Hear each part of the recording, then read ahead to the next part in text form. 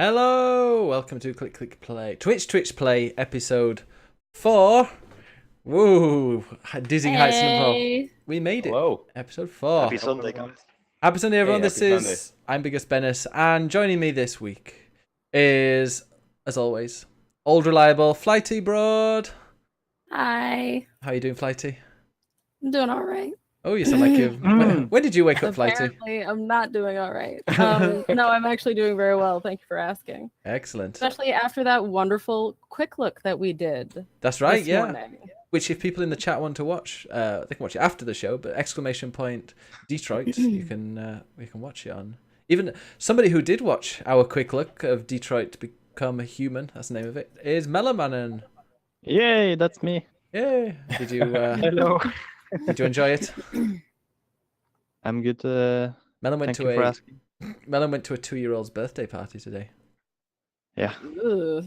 My Was nephew. he invited? Yeah. No, I wasn't. just walked around and found one. I was like, oh, great. Yeah.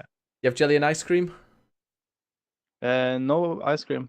A lot of Spanish food, I think. Oh, are they Spanish? No, Oh, it was just Alright, tasty in the sun. It's Yeah. so hot there right now. yeah. What's the temperature there in Norway? No, it's like 28 in the shadow. Wow, that's hotter than here, isn't it, Malk? Malk is actually in Barcelona. Yeah, no. Ah. So I should have gone to Norway for the sun today. Yeah, come up north for the warmth. It's unusual. Apparently. When I went to Norway in December, it was like just snow the entire time. I remember when the plane landed and I looked out the window and I saw snow. I was like, "Yep, this is Norway. This is what I imagine it looks like." So Malk is a first timer on the podcast. Welcome, Malk, and thanks for coming at such short notice. I just thought it'd be great to have you on. Yeah, no, thank you. And yeah, so it's not just for the Stone podcast, but I'm like a super new streamer. So I feel somewhat in awe about having all these wonderful experts surrounding me. And I almost feel Where? like I've stumbled into the wrong room. Yeah? Don't know who he's talking about. I must be talking about It must be talking about our other debutante, Black and Mild. How are you doing? Hey, what's up, guys? How y'all doing? How are you? That is an Good. accent. Where are you from? I'm good. I'm from America, I guess I should say first. I'm born and raised in New York, and Ooh. now I live in California. So, Wow, is it better over there? More chilled?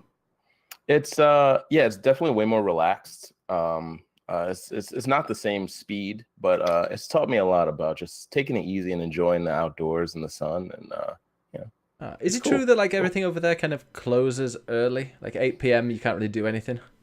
yeah, everyone kind of lives by the sun over here, so it definitely seems like as soon as the sun rises, that's kind of when your day starts, and when the sun's about to set, that's kind of when you should be wrapping things up. In New York, people stay out well into the night, because sometimes you'll work until 10 p.m.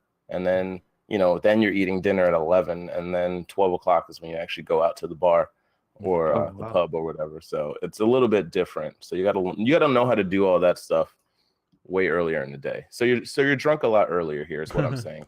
Oh, I know that feeling.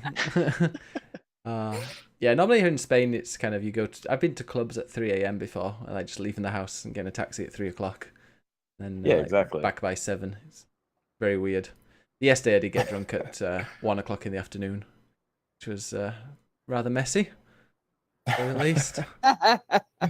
I've told this story before on the stream, but I was, my boss just kept buying me drinks, didn't offer to buy me drinks, just said, "Hey, I got you another drink." I'm like, "Oh, thanks for that, thanks."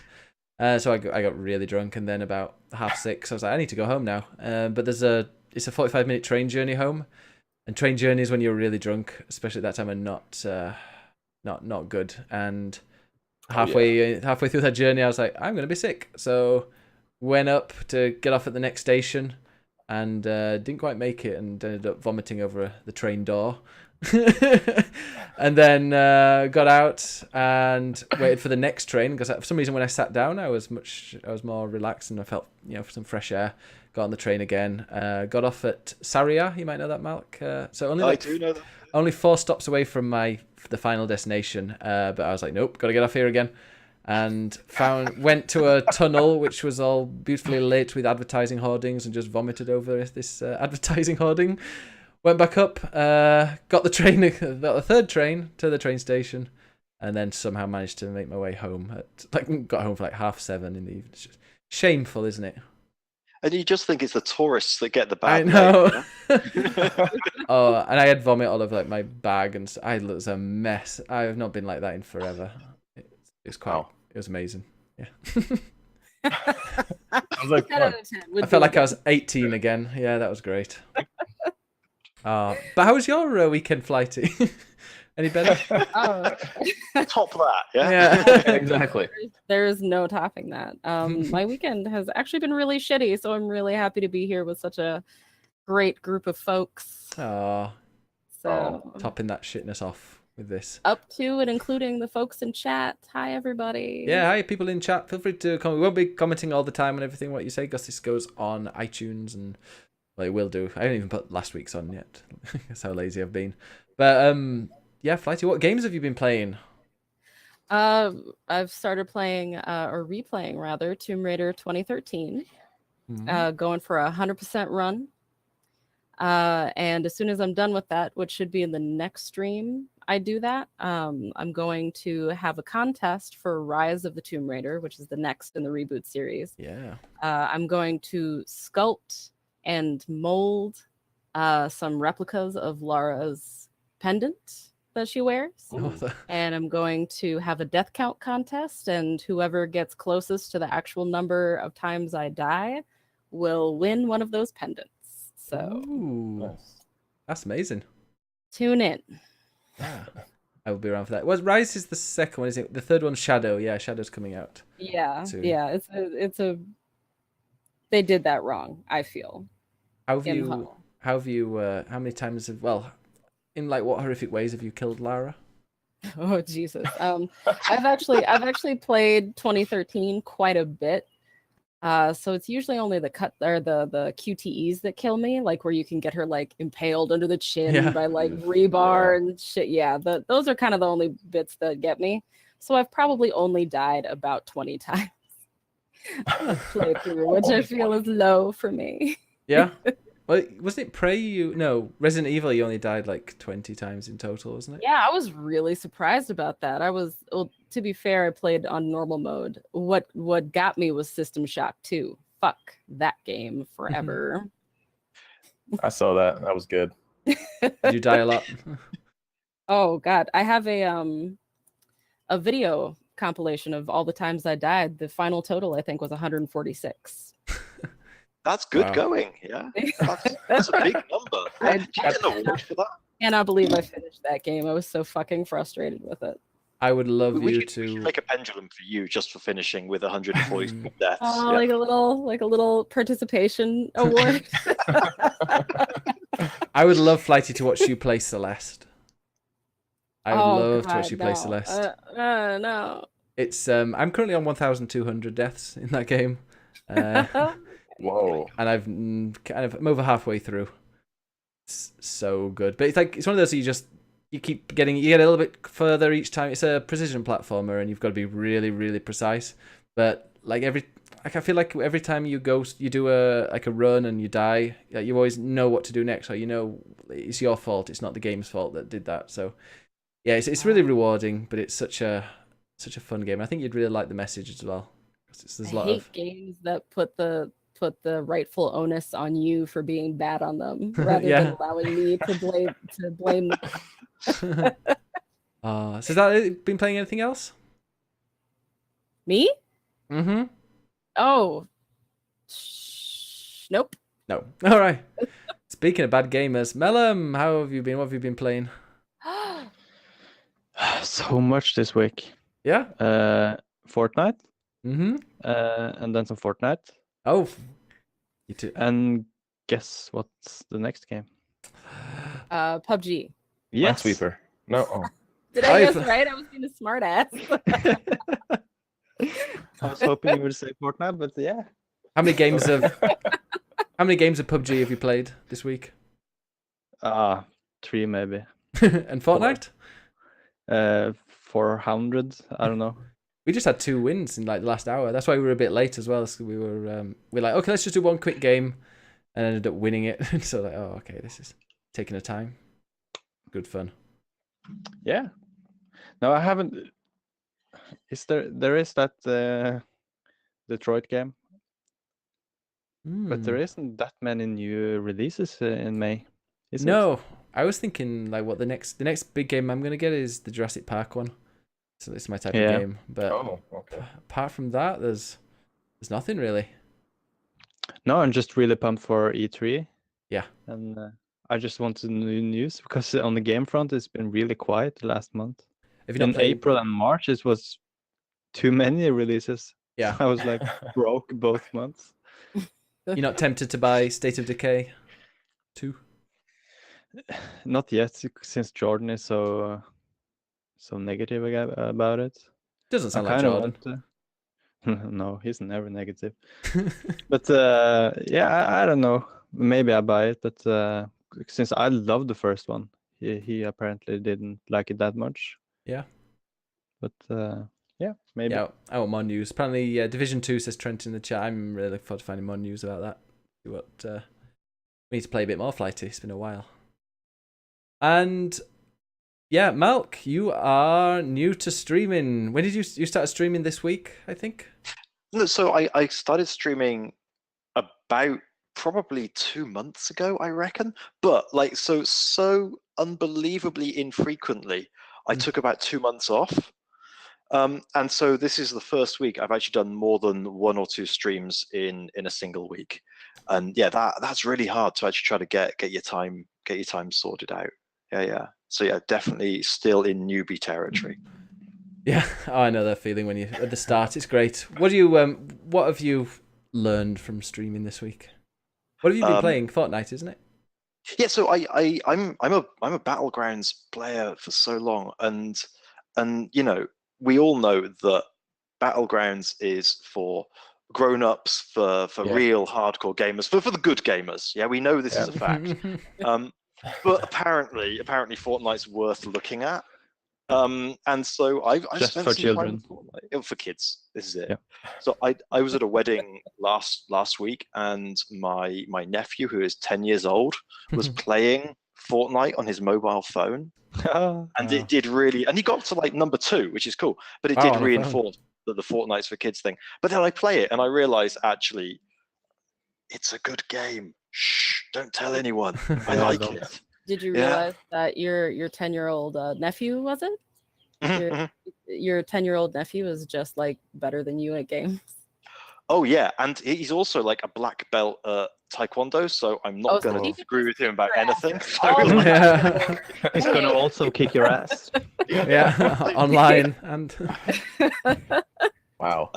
So no, so I've started Fortnite, which is very good. I still prefer Battlegrounds, but I just don't play it. But also I really like strategy games. So you may have heard of Phoenix Point, which is from Julian Gollop, the creator of the original XCOM. I was playing that. He's released like a backers build, just like one map for his new XCOM-like game. And also Into the Breach, which is a cool little indie game, which is this weird kind of sci-fi. It's almost chess. It's almost not chess. But, yeah, was that really the Mario Rabbids game? That was exactly the 2D Mario versus Rabbids game. Yeah, nice. I heard it's really difficult. Really fun. Because Into the Breach, this is FTL's sequel, isn't it? But it's nothing like Yes. FTL. So it sounds like a great game. That if it came to Switch, it seems like a great game for that. But I think it's on iPad or something, isn't it? No, it's not. They've only released it on PC, and they spent a lot of time like developing it for the PC and getting the user interface right. And they said that like Mac and iPad is going to be next. They just haven't done it yet. Lazy. Yeah.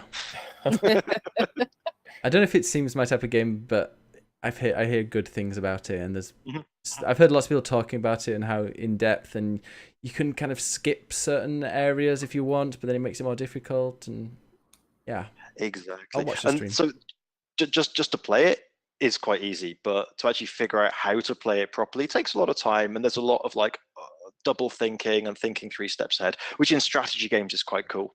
But it's certainly a different kind of game. Sounds like Mario Rabbids. Should give that a go. It's a great game. But nice. I think it's the grown-up version, just like PUBG. Yeah, it's the PUBG version. That's it. Yeah, Yeah. It's the mature adult version. Yeah, and I'm terrible at it, which is also adds to the enjoyment. You sound like me. I'm So, terrible. at I games. want a disclaimer, by the way, just for the sake of it. No game is like children games, and no games are grown up, except if it's like sexual and stuff. Yeah. Oh, a good point. Language. That's a good point. What's that game called? What's that Oh, game called that we played, Melon? Genital jousting. This is a video game, guys. Not. That's it wasn't I would fun. prefer like 18 plus. Yeah, that's not a kid's game. Yeah. Nice. Speaking of Yeah. speaking of weirdly sexual games, You got I a do proposal. recall Let's Mr. start. Black and Mild there. Mhm. Wait, what did I do? I remember the end of your stream the other day. You were Uh-oh. playing a happened? very special game. Which one? I play a lot of weird games. It was- I believe it was Shower with Your Dad Simulator. Oh, yeah. Sounds amazing. That's a family game though, right? I gifted I gifted mean- that to Fluffy Cheeseburger, and his dad was in the stream when he was playing it. His dad dropped by. Massage. But Sarge is Oh. awesome, so Yeah. there's no problem. How was that then? How did you find that game? It was only like $1, I think, isn't it? Shower with Your Dad is I believe 69 cents. So under $1. Of course, it's gonna be 69 cents. Yeah, I mean, I don't know if that was a little joke. I don't know what that was about, but it's an odd number, but it just I don't know. It's too cheap to let go. And it was actually gifted to me by somebody in the stream that was just like, hey, why don't you just try this out? Because that night I was actually having a bad game night. So I played a couple of fun games. I played Animal Soccer World, which is an amazingly riveting game. I recommend it highly for anyone who can still play a PlayStation 2 game. I gotta look this shit up. Yeah, I played Dr. Jekyll and Mr. Hyde for the Nintendo, for the NES. I went back and did that. And I just tried to play whatever other games I could scrounge up that I could You're playing fit some under like that category. 2D action platformer when I came by. I don't know if you were. It was really early in the morning. I think it was when I was going to work yesterday. No, yeah. So I do play a lot of different games. So I think yesterday. Yeah. So the day before yesterday was the bad game night. That was Friday, and then yesterday was actually Super Ghouls and Ghosts, because that was my sadistic Saturday. So I like to mix it up and have like events and have little just a change of pace every now and again, just to throw a random game in the stream. So I'll play a Super Nintendo game, an NES game. I'll play a PlayStation 2 game. Then I'll play, a modern game. Like one of the next games I'm really, really waiting for, or anticipating, is Agony, which is coming out on PC this Tuesday, I believe. And you talk about a game that's not for kids. That one is really, really not for kids. So I think because of the fact that it's a horror game, and I think it's still M-rated. I think it's TOS friendly. So I don't think I'm gonna get kicked off Twitch. But if you don't hear from me in a while after Tuesday, it's probably We all because of know that. why. Wow, Yeah, it's not out here yet for another 2 days. Yeah. Maybe. That's right. Yeah. Ooh, looks very brutal. What do you think that's to what kind? So do you ever feel? Because I always find I play a game and then the next day I want to play that same game again because I'm really into it. Do you not find switching around interrupts your flow, or do you like to kind of finish a game and then just move on to a different one? Can you just stop a game halfway through because you've got a different schedule where it's like horror game that's you're down to play a horror game the next day, or? Well, most of the time, I guess I kind of formed the identity of a horror streamer. So I think that's kind of my niche, is just primarily streaming horror games, because those are the games that I love the most. I play them all the time. I did grow up playing, first-person shooters. I played a lot of Counter-Strike from when it was in the alpha stages and all the way through 1.6 and Source and CS:GO. I played, World of Warcraft. I played Warcraft 3, strategies and RPGs. I played a lot of stuff. So I had a very varied upbringing on video games. But I guess when it came to thinking about what I wanted to play on stream, I did enjoy sharing the single player horror game experience. So for the most part, I do just play the whole game through, even if it takes about 2 or 3 streams, sometimes 5 or 6 for longer games. Yeah. I play the whole game through. And I find that people are pretty captivated by the story if they're invested. Sometimes you have to do a little bit of a recap for the people that jump in, which can kind of get a little complicated. So people can get a little lost if they find you, on the 4th part of the stream. But you kind of that risk is mitigated by the fact that as long as you kind of do a little bit of background explanation, you can kind of catch people up. And I don't rush through the games, so I give people a chance to kind of really just sit in the world and really appreciate what the game is about, whether or not it's a survival horror game or first person horror adventure or whatever it is. I try to take my time and really appreciate every little bit of it.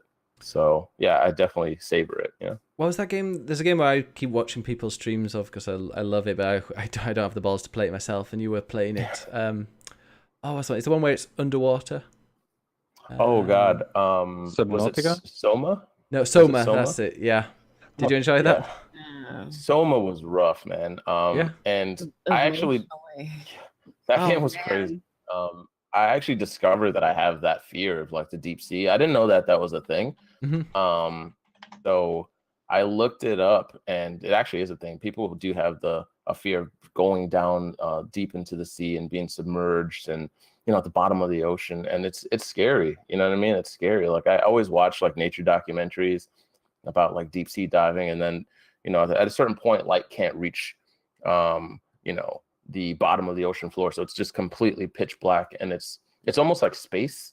And you pretty much have the same you pretty much have the same dangers of space. There's intense pressure, so you need to be protected by the pressure difference between whatever capsule you're in the outdoors. And there's so many weird creatures down there, and I feel like Soma really did a good job in capturing that deep sea horror. The environments were great. When you said rough, I thought you might. Sounds like a game I would never play. No, Yeah. I didn't. It's kind of it's underwater, but that's a reveal, isn't it? It's about half an hour in, maybe not even that. I'm not sure.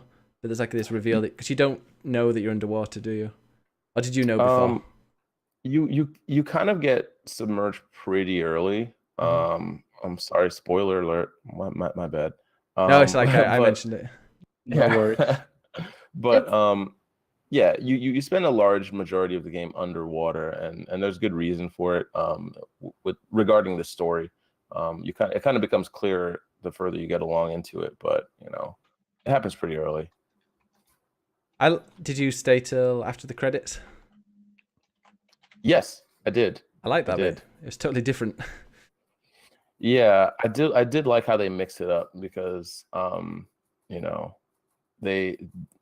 the game kind of gets you into this environment that is really dark and really scary, and they kind of have a way of kind of bookending it. I won't give too much away, but they definitely bookend it where they every good movie is supposed to begin in a similar way that it ends. They definitely give you a little bit of that feeling, so that things kind of come full circle. I loved it. I love that game. Oh, that's good. Yeah, I really loved watching people. I don't know why, but I used to have a bath, and when I had a bath, and I just loved chilling in the bath while watching people play that game. I don't know why. It was just something really relaxing, really interesting. Yeah. God. I played Soma during a 12-hour stream. It was about kind of in the middle section, so that was when I was starting to get delirious and tired. So the end of that game played with my heart so hard that, and I couldn't keep it together because I was so tired. Yeah, you liked it. Oh, I love that game so much. It definitely I have a fear of deep water myself, so. And I specifically have a fear of underwater structures and being inside of them. Right. because so much can go so wrong so quickly underwater. Yeah. No submarining for you then, Flighty. Say again? No submarining for you. I've been on a submarine before. That shit was awful. Whoa. But I the couldn't. you know the Venice level of the original Tomb Raiders. Yeah. I remember You had that. to swim underwater in various structures. I seriously just lost it over this. I stopped playing Tomb Raider games. Wow. Me too. Yeah, so this fear, I get it. Yeah. So Yeah. thank you both for playing this game, so I don't have to. Yeah. Yeah, Tomb Raider did that to me. Like, it brings your fears out. Does Tomb Raider? I think it was Tomb Raider 2. Is it Tomb Raider 2 where at the beginning there's a tiger in the area in the zone, and then you go, and I remember spending ages trying to work out what to do. Are and you then scared of tigers, Ben? No, the scare bit was when you just got out of there, and all of a sudden there's a giant.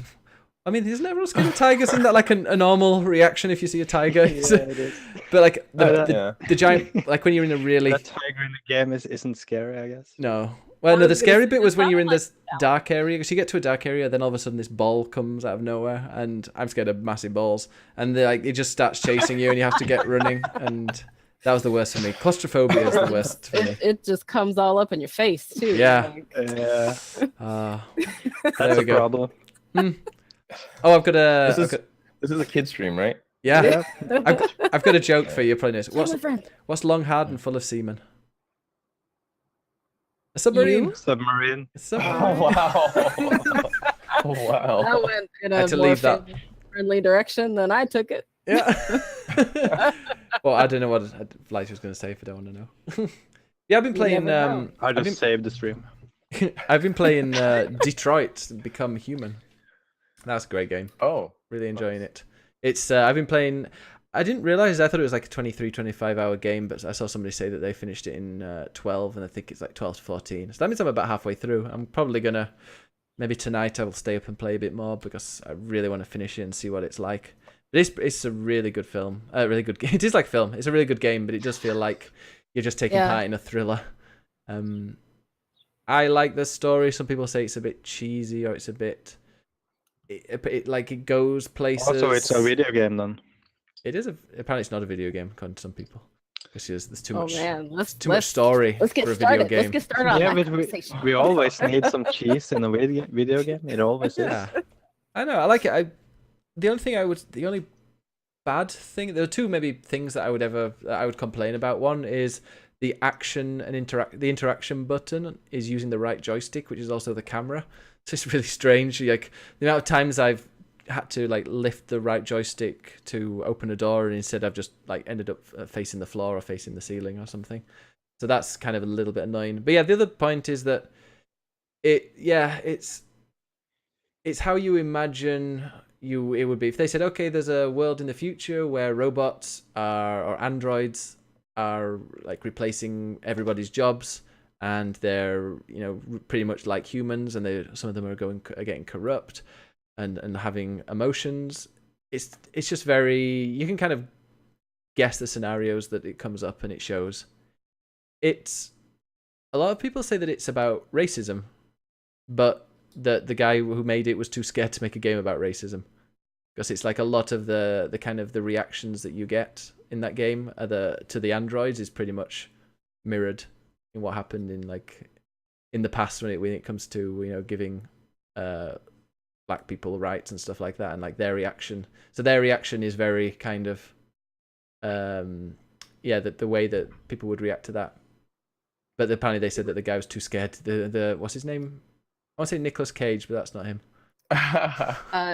David. Quantic Dream, right? David Cage, is Quantic it? Dream. Yeah, Yeah. Quantic David Dream. Cage. Yeah. David Cage. So apparently he was too scared to make an actual game about racism, and so he decided to make it through androids. It reminded me a lot of Blade Runner, which has a lot of racism themes to it. Yeah. And also we discussed at the beginning how like all of the androids have this blue triangle on their shirts, which is reminiscent of how people were marked in Nazi Germany. Uh-huh. So Yeah, it's definitely, and I don't think they do it cack-handedly. I know some people think it does, but what I've seen, it's really impactful. Really, yeah, it's interesting. They explore loads of different scenarios, like some that really obvious, some not so much, and it goes a bit left field. But I'm really enjoying it, and I'm looking forward to finishing it and seeing. And it's one of those games where, yeah, if your character Is can it a die, is it a game that alt-right people are gonna hate? possibly. Well, those type of people don't have the attention span for these kind of games. So, Oh, shots fired! so No, maybe but I probably love it then. yeah. So people who dislike this game are alt right. So you're gonna play this game, Melon? Oh man. It's just not my kind of game. Uh-oh.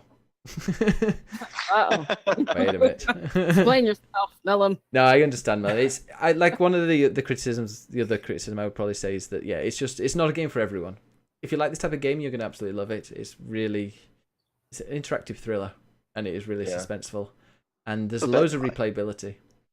Sorry, I heard that I haven't played it. It looks really awesome. I saw a couple of streamers play it, and I want to because it looks beautiful and it does cover some interesting stuff. But one of the criticisms that I read about it is that it touches these subjects like racism, but doesn't really go far enough. Yeah. Do you think that's the case, or do you think that it touches it well, or how do you reckon it runs? At the moment, I'm guessing I'm probably not even halfway yet, but it definitely approaches some really shocking subjects, like child abuse is one of them. Oh yeah. Kind of like that bit was, oh my god, I was so involved with the characters at that point that I was just desperate to try and save this kid from being abused, and yeah, it was really, that bit really got to me. And then there's like that part, that's like a chapter that I think, like, there are 3 stories and it keeps going back to it, and it just alternates between the stories. And that one, it was the second part, so like maybe 4 or 5 chapters down, that the child abuse actually happens. And the first time you're playing as that character in that chapter, it's really mundane. Like, you're just cleaning up and you're tidying, and you're like the maid, or this dude's pretty much his servant. And then when like these massive action scenes happen, or it's really suspenseful, it really does grab you, because you've been cleaning, picking up newspapers and stuff for the last 5 minutes. But it's a game I like. I'm not streaming it because I don't want to stream it. I might stream another playthrough of it possibly, but it's one of those games I just think, go and chill with it, turn off all the lights, just get totally immersed and enjoy the story for what it is. Kind of cuddle up to it. Yeah, why not? There are some really cool characters in there. And it definitely is mirrored. It definitely does mirror kind of other minorities and their struggles. So we'll see how it turns out. I know that you mentioned that it was kind of I guess hidden, or the androids are more of like an allegory or something for the racism that we experience, I guess, in our real world. But I don't know. I thought it was a little obvious, because I think on one of the first trailers there was like a black robot, and then like the opening shot was like this black guy robot, and then he started singing some slave song, which was a little weird. I'm like, isn't it like the year 4000 or something? And then it was just like, I was working in the field or something. Like, I don't know how it went. It's like 30 years. It was, I think, in the future. Yeah, and it was like, I think from that first trailer, it was really evident that they were like, okay, we're gonna try to make some connection between, racial tensions and the tensions between the humans and the androids. And I think that first trailer was a little bit, probably the most heavy-handed I've seen that kind of story, or that kind of underlying story. I don't think I've seen it really advertised as something that was really mirroring racial tension, other than that, like one of the first trailers that I saw. And if anyone knows what I'm talking about, if you can go back and watch it, and it's like, it's pretty evident. I'm gonna keep, when I play it when I go and finish it, I'm gonna keep an eye out for it and just see if, just see how on the nose it is, because maybe it's just something I didn't notice that much, but you definitely do in certain areas. On the subject of depicting racism in games, the one game that I feel depicted it in a really visceral and correct way, and I know that's a very sort of towing the line sort of thing to say, but BioShock Infinite, Oh yeah. Oh, really? Smacked your ass in the face with that shit. And I know a lot of white folks did not like that, but I think it's because it made them super uncomfortable. And I think that might be why they're trying to kind of pull it back on depicting racism in Being Human, because I think they're trying to cater to as many people as possible. But the thing is that when you're trying to broach topics like that, you are inevitably going to alienate somebody. And I think that they should have embraced that so that they could make a stronger narrative. Mm. Yep. And so Deus Ex, Mankind Divided, it kind of fell into the same trap. I think that it tried to make a statement, and don't misunderstand me. It's really good that these studios are making this stuff really, really good.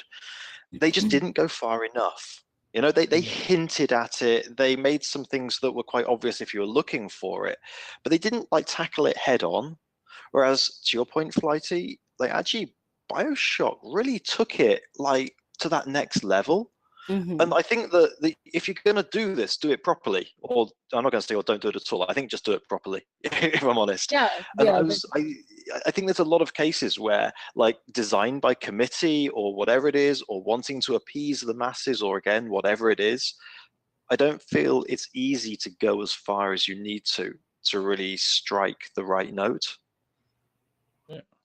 But it's mostly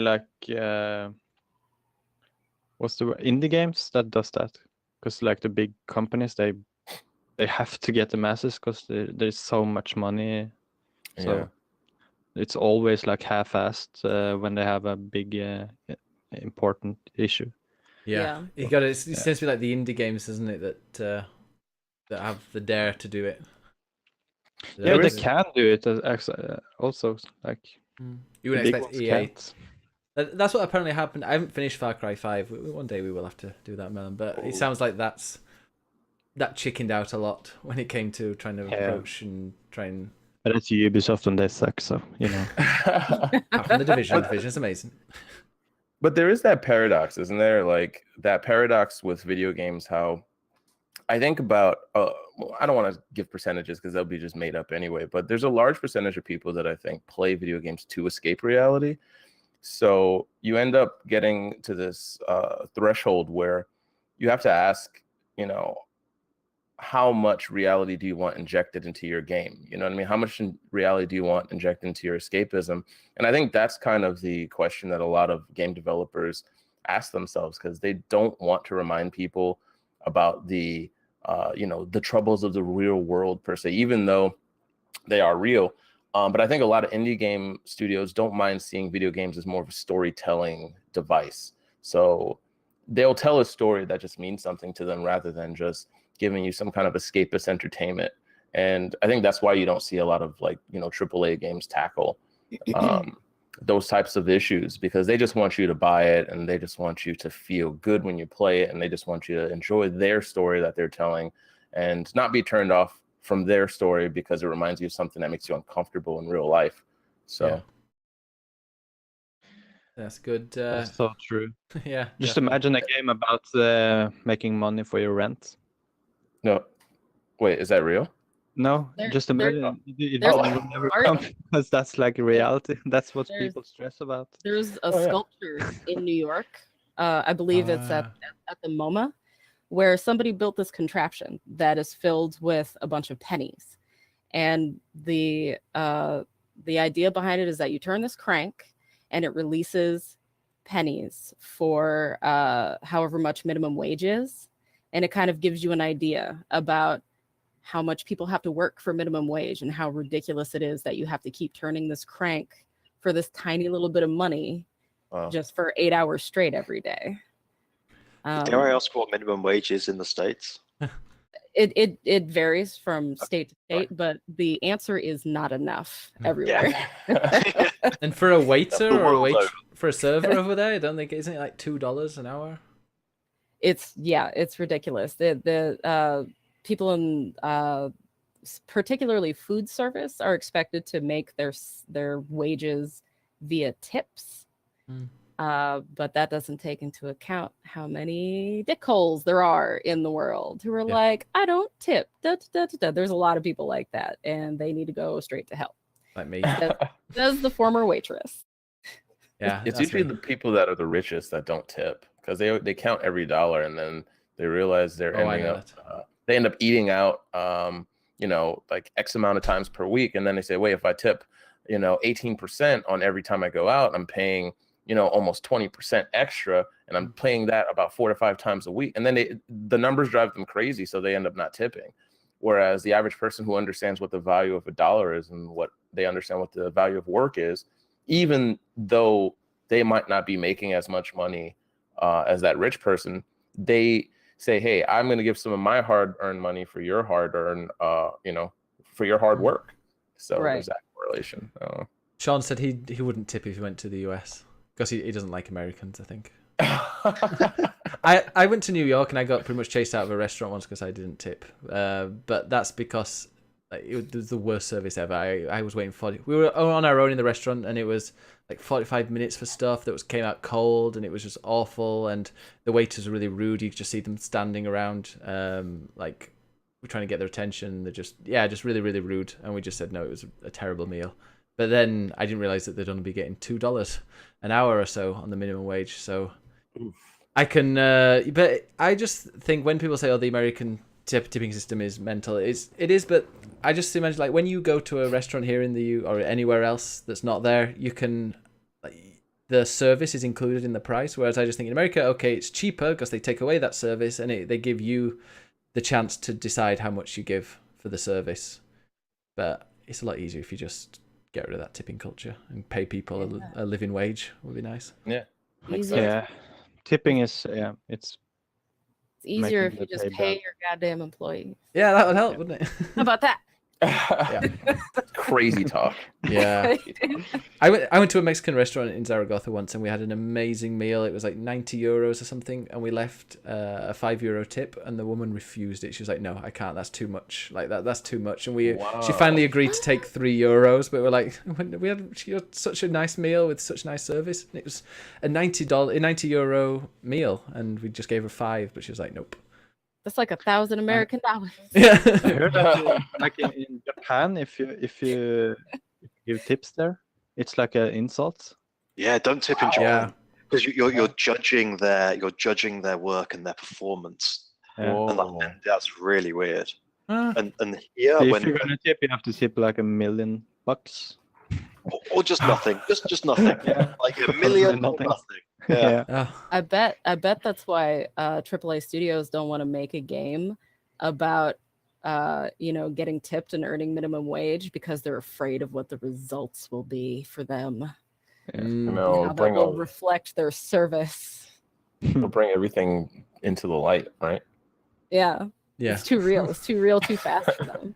Go back to how much reality do they want to inject into their game? Going back to games that you're not sure about. Sorry, yeah. No, just saying it was JP mentioned Papers, Please. Now that is isn't that you work at an airport and have to? I think you're a customs border agent, and you have to check people's passports and either let them in or don't let them in. Yeah, it's really good. Really I remember playing that, thinking I'm gonna have a lot of like just fun, just rejecting everyone. I think it'd be quite funny. But then, like within about 5 minutes of playing it, I was really absorbed with all the cases. Going, that person, I need to, that person. Oh, I want to accept them, but I can't because this is gonna happen. And it's really interesting. It shows kind of like how their jobs can be difficult, but it also shows like the plight of some people of why they're crossing and why they want to move. Isn't it kind of what you wanted from LA Noire, but just made in another kind of game? What do you mean? Like you had to, because in LA Noire it was all about like getting the backstory of people and looking at the facial expression and stuff. And the other game is like just an easier, like a more simple version of that.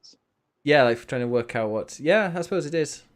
That's what, like in Detroit, I really like the fact that most of it is going to crime. When you're playing as one of the androids who's a criminal investigator, a lot of it is looking, and this is in the quick look. It was with that dude where you're going and like assessing crime scenes, trying to work out what happened by analyzing different things, and like some of them turn out to be really interesting, and I like games like that. All right, should we go into some questions? Yes. Question time. We've got loads of people in the chat. By the way, hey to everyone in the chat. We've got half of Norway in the chat right now. It's because it's so hot outside. They're inside with their fans. All right, it's good. Question time. We don't have an intro for this. First question. If you've got any questions, by the way, just let us know in the chat or on the Discord, and we'll get them in there. This was I'm not sure who left these. It might be someone in. It might even be you, Malk or Flighty. They want to talk about audience engagement interaction, like incentives that keep people around and help you develop endearment with your audience. Contests and games with like a focus on chat participation, with recommendations or opinions on chatbot games. Quite a loaded one there. So, incentives that keep people around, apart from just yourself. Flighty, how do you get people to stick around? Oh, since you say apart from just myself, Yeah. I actually don't know why y'all hang around. If I'm 100% honest. Last night we were playing Tomb Raider, and in the chat,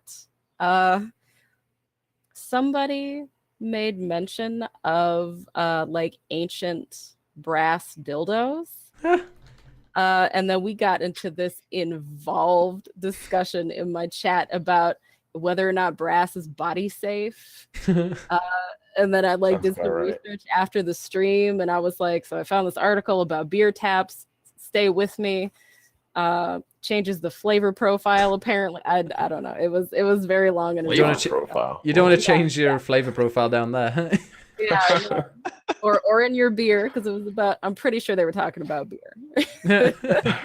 But for me, I think that's kind of what keeps people Filth. around, and what keeps them, filth basically. Or like people come in and they ask what they like. Trolls will come in and they'll ask what they perceive to be a stupid question, and I'll answer it sincerely, and then they'll be like, "Oh, okay." And then they'll just stick around and never leave. No, I think you've definitely got a unique thing. I love it. I think you had a long talk about butt cream or something like that. There was boy butter. Yeah. Do I still have it right here? Should I do my little sponsorship thing? Colton in the chat says butt cream? It's okay. So we were having a discussion about anal sex, and I was like, use lube always. And we started talking about lube for anal What would the Roses say? She would say, "Well, that's just not Christian." Perfect timing. There we go. No one else can hear it. We can't hear it, but it's a sound. But yeah, we were talking about, all of that. And I was like, well, if you're going to have anal sex, let me just recommend real fast my favorite lube, which is called boy butter. Oh yeah, I keep calling it bum butter or butt butter. Ass butter. That was it. Yeah, that ass sounds. Butter. Yes, there you go. You don't want to have any ass butter. Freshly churned. How come you didn't get a sponsorship? Can we get ass butter on the phone to sponsor, or at least endorse? You know what? The number of times that I have done this on stream. Come on. Wow. You need to get paid for this. I know, like I'm over here shilling. Suddenly me and Malcolm woke up. Yeah. Oh. Go, Flighty. You only just woken up. You've already got the anal lube out. I know. Man, get under control, fellas. Also, why is it on your desk? Yeah. For emergencies. I mean, don't even reach for it. Also, it Okay. came in a little FedEx package, and I opened it on my desk, and I already have some in my bedroom. So here it shall stay until the bedroom all over the house runs out. Yeah. Well, you you have to have every some in room. the bedroom. She had to room, just in case, just to be considerate. She had to christen that new chair of hers. That's true. There's this. Wow, house full of ass butter. Love it. Yeah, brilliant. So Incentives that keeps folks around and help you develop endearment with your audience. Ass butter. Have we got any other ideas, Melum? How do you keep people around your stream? What was the question again? How to keep your How to keep your viewers? So we've got ass cream. Anything else, Melum? It's one idea. I don't know. Lube, I don't know. No, Malk, you've had, I think, like incentives that help people, and they also mentioned in there asking like chatbot games. It used to be great when I had Revelobot, and people used to come in. They used to love gambling and gambling their points, and they could use and redeem them. I should really have a look at doing that again because it's great fun. I think there is some kind of gamble with points, but I haven't really thought about that too much. What about you, Back in my head? Oh, sorry, yeah, Malk.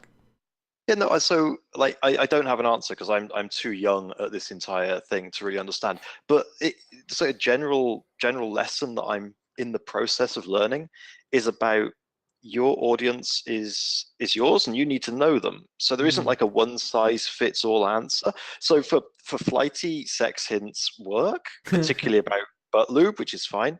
It's fine. Don't worry. Fine. Don't worry. Yeah. Yeah. But like with approval. Maybe the next streamer, they need a different type of thing, and I think it's almost about finding out what works for you.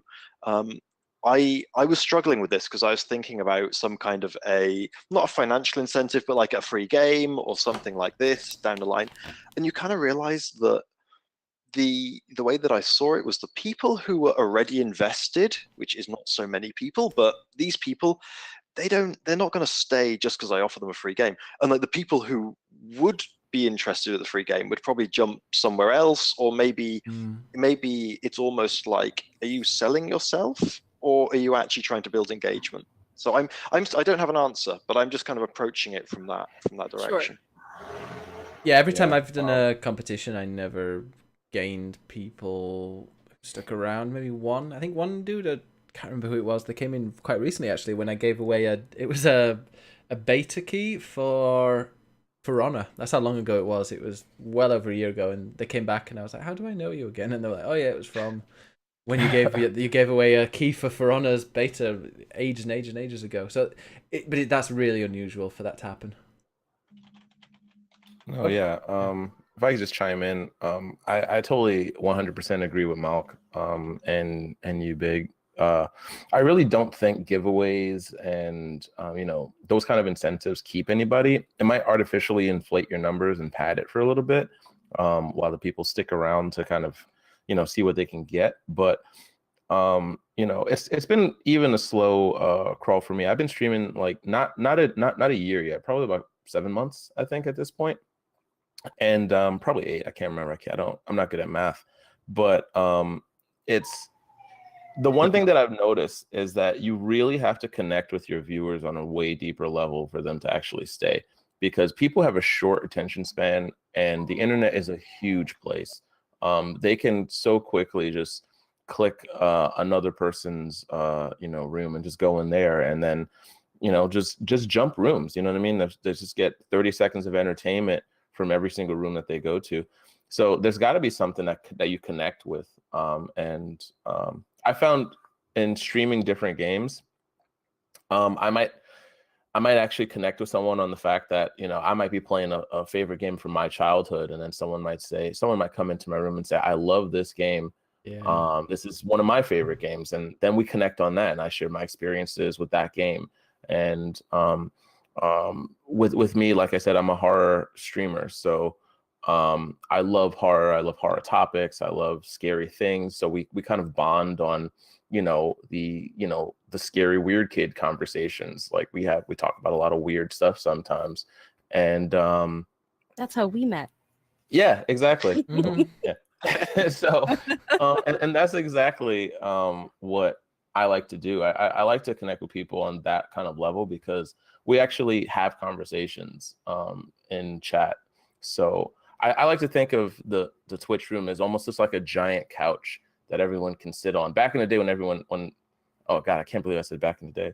But back in the day when people actually played games together, you know what I mean? When they had 4-player co-op or this 4-player split screen, and people were actually in the same room playing. For co-op. Yeah, exactly. You have 2 or 3 on the couch and 1 or 2 on the floor, and you'd actually all be in the same room sharing that gameplay experience. And I think that's what I like to view Twitch as. It's just one giant couch that everyone can sit on and just play games with me. Because I always say in my streams, it's like, if I'm not playing in something that I can engage you, the viewer, with, or just kind of share with you, I might as well just be playing with myself. And it's like, who has time for that, really? I don't know. That's just my... Who has time to take care of themselves? Yeah. This time's... I guess it's 2 answers to the question. It's like if you're in for it just to get a lot of views and I guess earn a lot of money, it's play Fortnite and play with viewers all the time. If you want to just have fun like we want, so just be yourself. Yeah, it's the boring answer, and people are gonna connect with you if they're like the same things, and if not, they're gonna go to the next stream. Yeah. Or, And I also sorry, you can have a fly ass mustache and people will stay for that. Yeah, that's true. Melanated. It works. Pussy duster. I have one viewer that likes the stash. Oh, you got 2 here. Just one? Yeah. I don't believe that for a second. But another thing that's really cool, like I've been recently, like when I'm not streaming with Melim, I kind of stick to, when I'm streaming with Melim, I'll go play Fortnite or whatever. It's like my kind of multiplayer games. But when I'm not and I'm playing a solo game, definitely I'm just sticking to the same ones, the Planet Coaster. And it's great having people, at the moment it's Planet Coaster, but I change between that and City Skylines. It depends on how I feel. I think right now I'm really in a Planet Coaster mood, but it's a really cool game to have in the background, where you can have some song requests and people coming by and they can request their song. And if it says that their song's like 16th in the queue, they'll stick around until their song comes on. It's great, and they'll happily chat along. So I think song request really helps if it's suitable. But this recommendations for like chatbot games and how you keep people, a lot of those are mentioned in later questions. So we'll probably end up coming back to that a few times. Next, by the Starvin and Glenn with their resubs. Thank you so much. I don't have any alerts on right now because we stick this on iTunes and on YouTube and that, so it doesn't come up there. But thank you guys so much. Next question is from Butch Paisley, who says, "Why does Flighty Broad get all dolled up for BiggusBennus' stream, but doesn't bother to scrub up for her viewers?" Okay, first off, I don't know if you noticed that I'm surrounded by a bunch of good-looking fellas. The point number 1. They're off camera. Point number 2, that's not true. I have totally done closet cosplay on my stream before. Is that necklace from Black Panther? No, it's not. But now that you say that, this is officially so my awesome. favorite. This is my favorite necklace now. I did a closet cosplay when I played Hellblades, and it was Sacrifice. And I have an Anna cosplay that I will be playing the next time I play Overwatch. And I have a Lara Croft cosplay that I'm gonna be putting together for Rise of the Tomb Raider. Is he like Croft from old days with the green boob tube? Not. Oh man, that would be so cool if I could get the triangle boob thing going on. Yeah. That would be incredible. And I scrub up sometimes, but sometimes I don't fucking feel like it. I do it for my pleasure, honestly, because that's why you should do things. Yeah, like I go into things with the impression that nobody but me is going to be impressed by it. So that's good enough for me. So Flatty, I've been meaning to say since I first saw you on this stream, I am super impressed that you have color coordinated your lipstick to your headset. That is really awesome. I think that's incredible. Oh shit! Look at that. It's incredible, right? Don't tell me that was deliberate. No, it wasn't.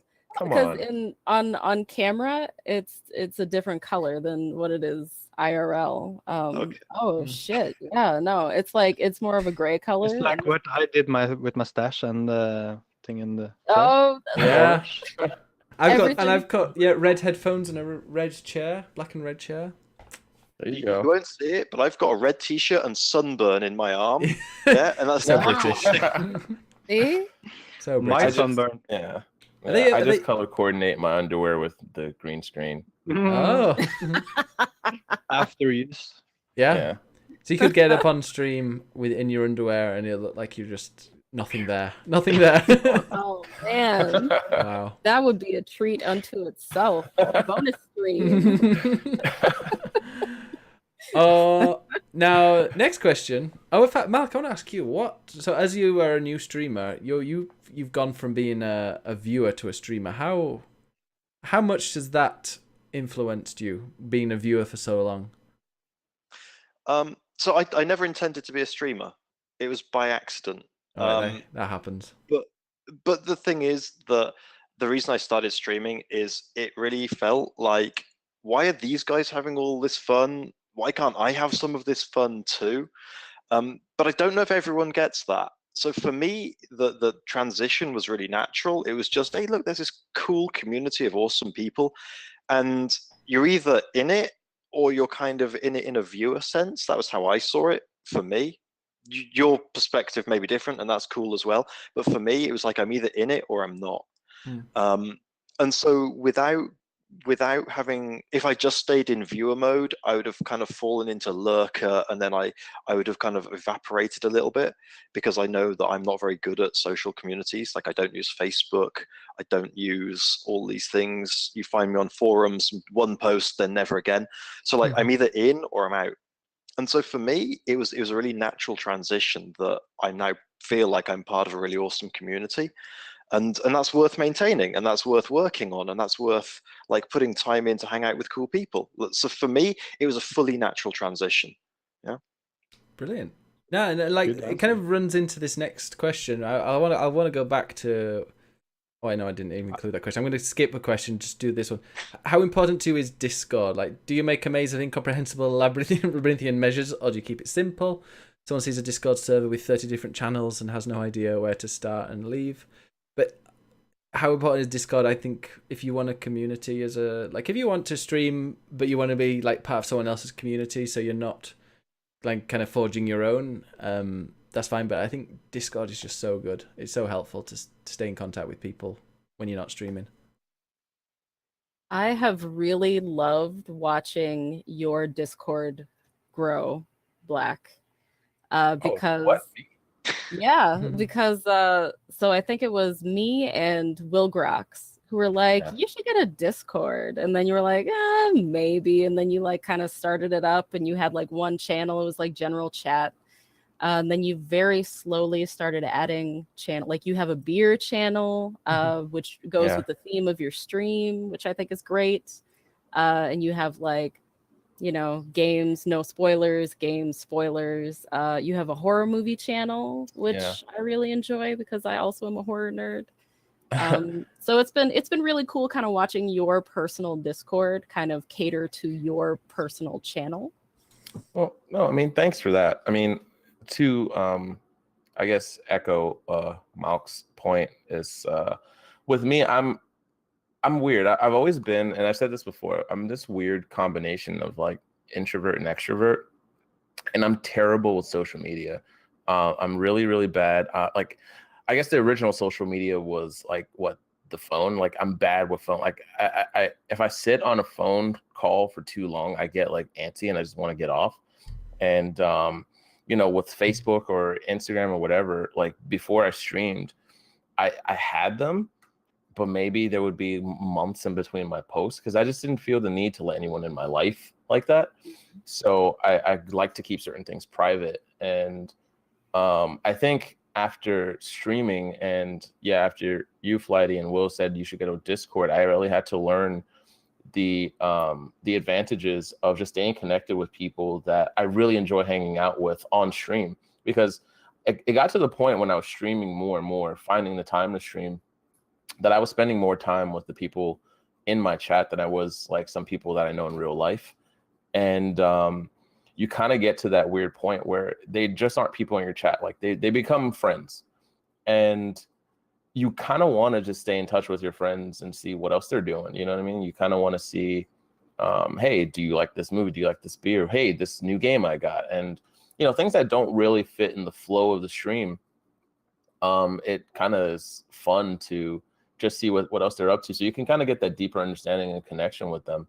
And purely off of a, you know, just a completely social environment. There's no gain, there's no monetary gain or anything. It's just, you just really enjoy spending time with certain people. The Discord and things like that do help. So thanks. I'm gonna have to join your Discord. I don't think I am in it, so I'll join it. But I definitely think that like Discord is kind of, it represents you, and like what your channels are definitely says a lot about you. I mean, mine are kind of generic because I found like so many people have been commenting and have been posting in there that it's just been natural to go for like general ones, you know, kind of selfies, memes, entertainment. I mean, there was a music channel, but so many people wanted to talk about films at one point that we just made it into an entertainment one. There's the not safe for work one, which Flighty, you've been slacking lately. I know. All right. My favorite. And you made that channel just for me. It did, yeah. Oh my god, I'm gonna rename it. Flighty's Corner. Let me just go and do that now. Oh dang! There we go. So people can accidentally open up at work, and it still says no. There's still a thing on it that says you have to be 18 when you click on it. Okay. So there you go. It's now called Flighty's Corner. They're not safe at work. But my favorite channel is the rant channel. It's just that's for me. I love it. As Malk probably knows, although he doesn't. I kind of cut it short when I go to work. So when I'm on my way to work, anybody that gets in my way or people that just are inconsiderate, it winds me up so much, and it's really cathartic to just let it all out on the rant channel when someone's really annoyed me.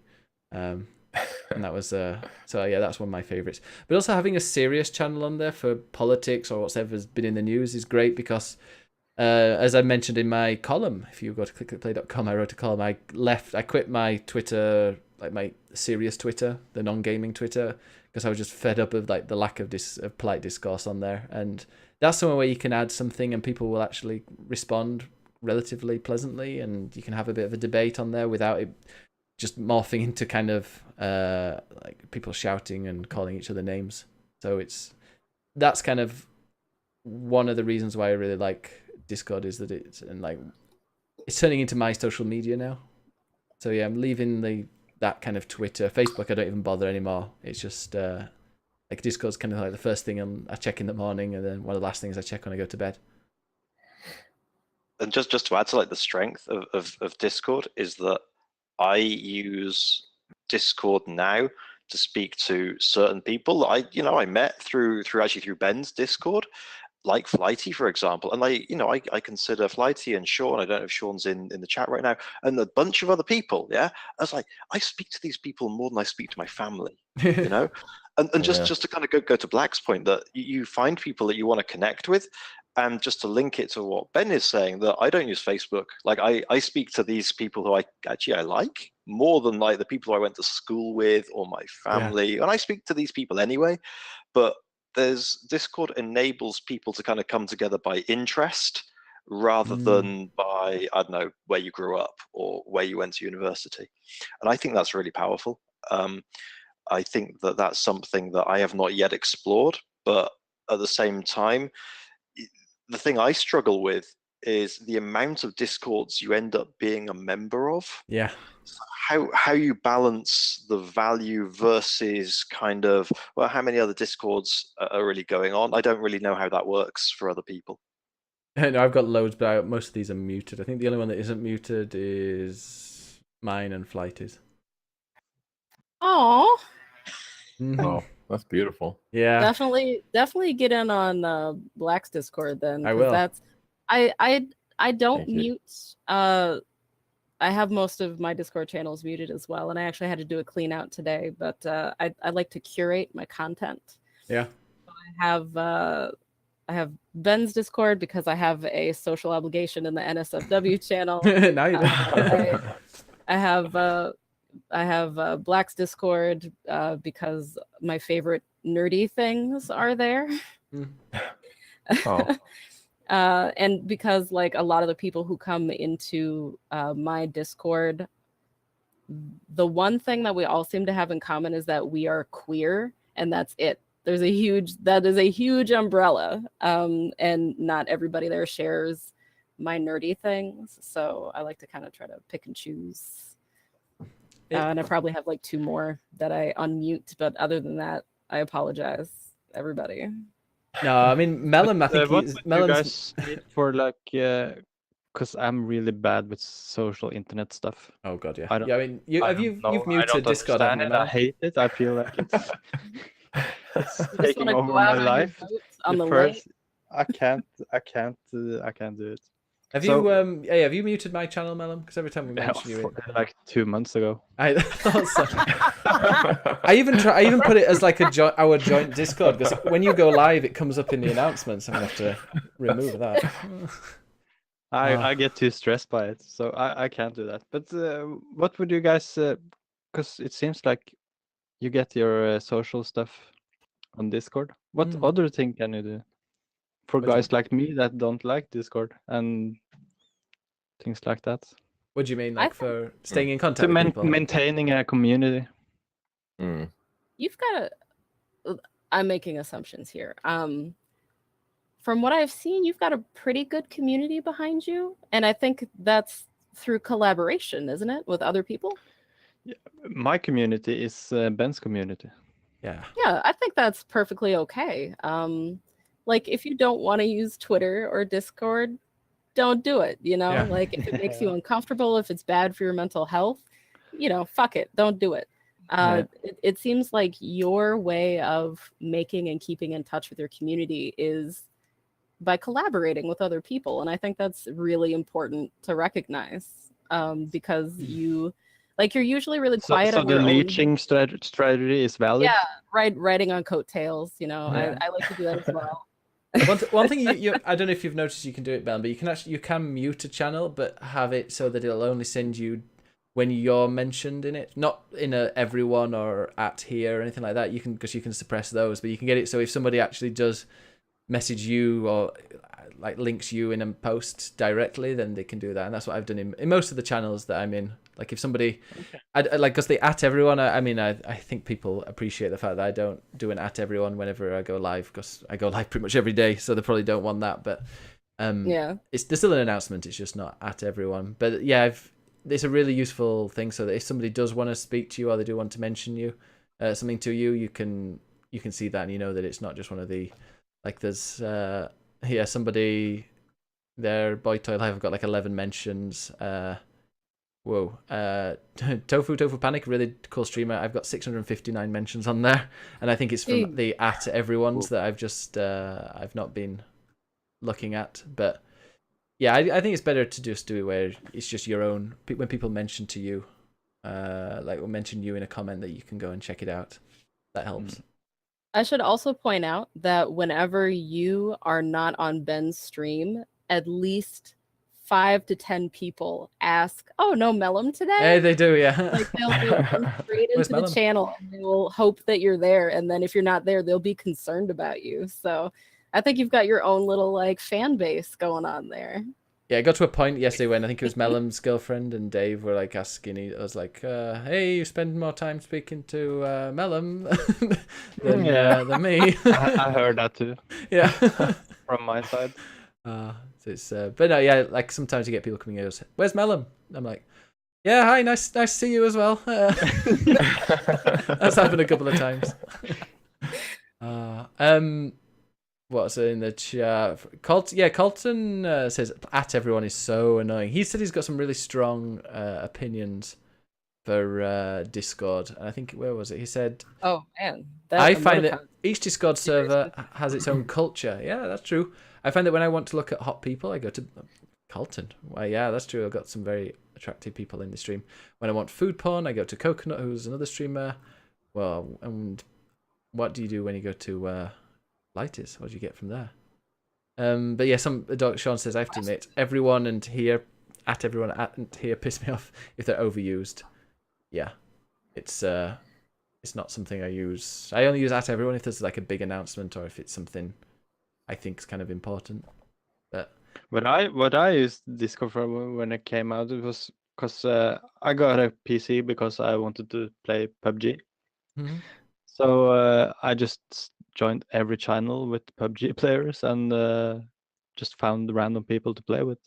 That was everything I wanted from Discord and was perfect for it. You got it. Yeah, actually, it was the Discord of I think it was the Division. Yeah, the Division's Discord. I went on there because I was looking for someone to do some like some 4-man kind of raids with, and I met who Melon was. I think Melon might know. It's Just Buck.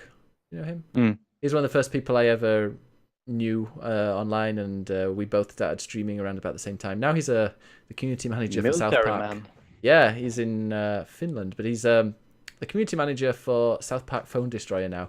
It's worked out really well for him. But we used to spend hours and hours playing. Well, we played Division for a little bit, then we switched over to Destiny 1 and got into his community that he'd been a part of. And it's just like, yeah, just that one Discord, that one chat. I think I went on there on Division saying, hey, does anybody want to do a game? And then he replied saying, like, oh, I'm at work, but I will later. And then just snowballs from there. So you meet some really cool people through Discord, but it helps. I don't leave them because then it's a bit awkward when you rejoin, especially sometimes the people that have those really annoying bots that are like, oh, so-and-so's left the Discord. Oh, I hate that bot. Yeah. I love the welcome bot, but like, don't call someone out when they leave your fucking Discord. That's rude. They made a rude bot. Yeah, I don't want that. All right, should we go to the next question, unless anyone else has something to say? No.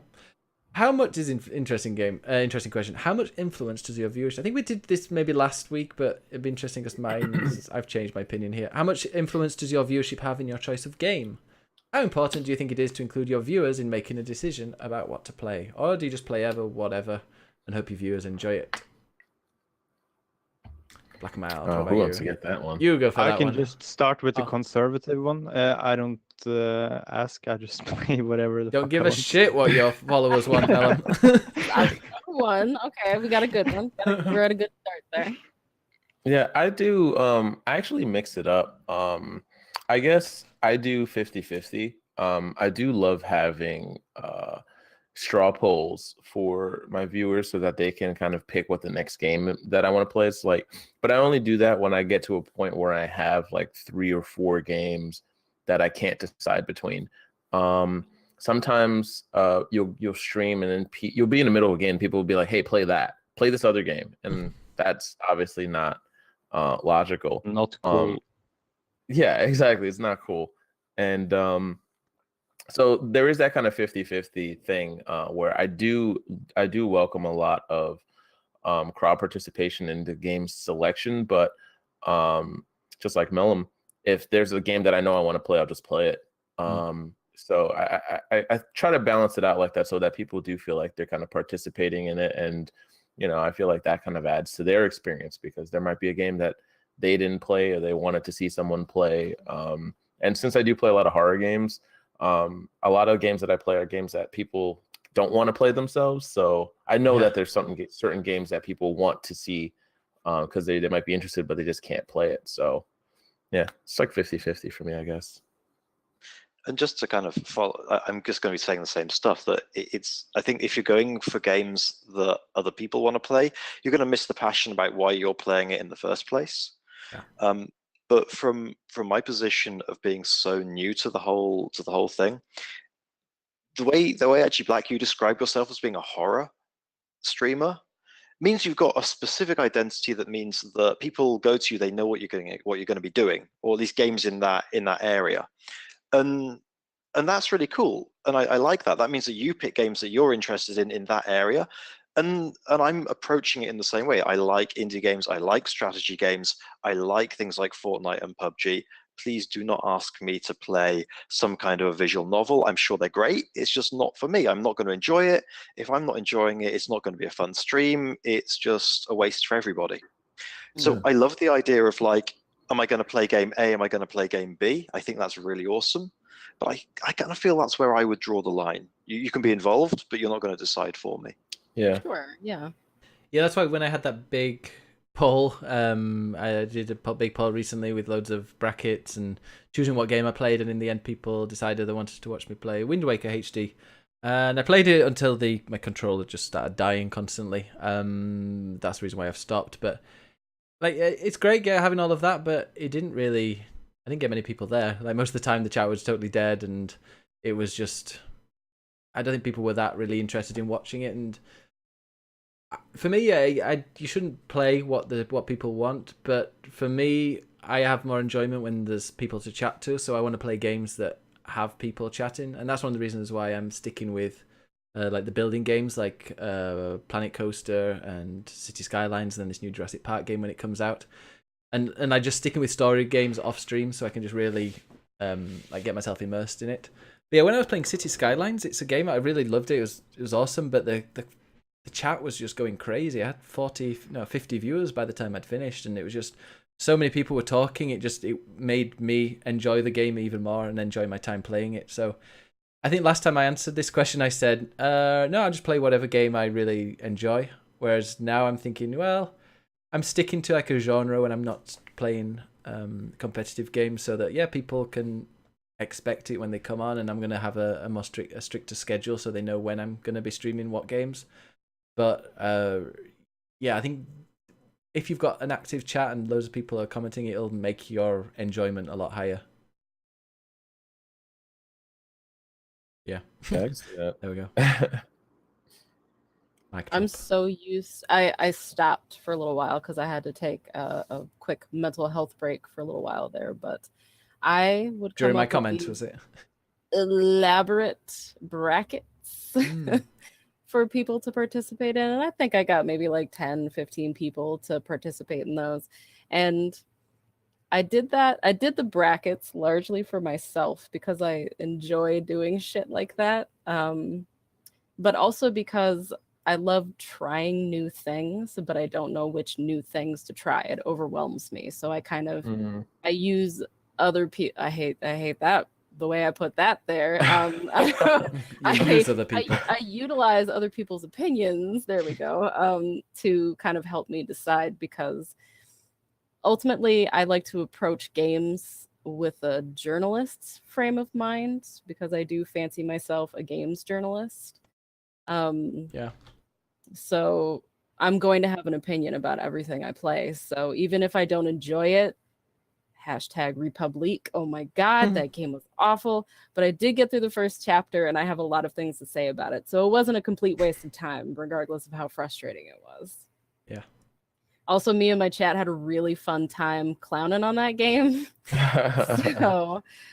so you know, it was a good time either way.